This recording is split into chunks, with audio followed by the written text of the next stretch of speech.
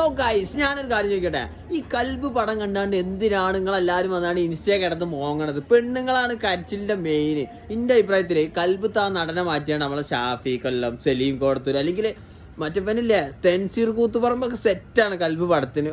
പിന്നെ ഓൾ മറ്റേ ഡോൾഫിനൊക്കെ കാണാൻ പോയില്ല, അതൊക്കെ കാണുന്ന ഉറപ്പാണ്. സിദ്ദീഖ് അതിനനുസരിച്ചൊരു കോലും അല്ല ചെയ്യാൻ മറ്റേ നടിൻ്റെ ഡയലോഗൊക്കെ കേട്ടാ, സുവർഗത്തിൽ നീ എനിക്ക് കാത്തു നിൽക്കുന്ന ഇതൊക്കെ ഉണ്ട്.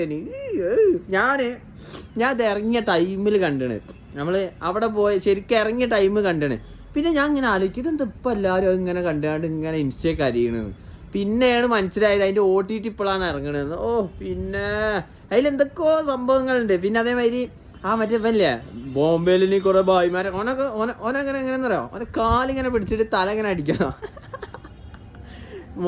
അല്ല ഞാൻ കാര്യം പറയട്ടെ, എൻ്റെ വല്യമ്മൊക്കെ കരുണുണ്ടാണ് ഈ മറ്റേ കബീർ വാക്കവിൻ്റെ നൗഷാദ് വാക്കവിൻ്റെ പ്രസംഗം കേട്ടാൽ അതിനൊക്കെ കരുണമൊക്കെ. ഇതിനെന്തിനാ കരുണ? ഞാനത് ആലോചിക്കണേ.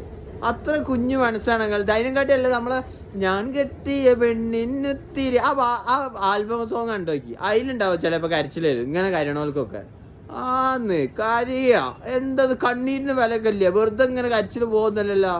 വെറുതെ കണ്ണീര് ചിലവാക്കണം കേട്ടോ, ആവശ്യം വരും. ബ്രേക്കപ്പ് ഒക്കെ ആകുമ്പോൾ ആവശ്യം വരും. വെറുതെ ഓരോ കരച്ചിൽ ടീം ഇറങ്ങി.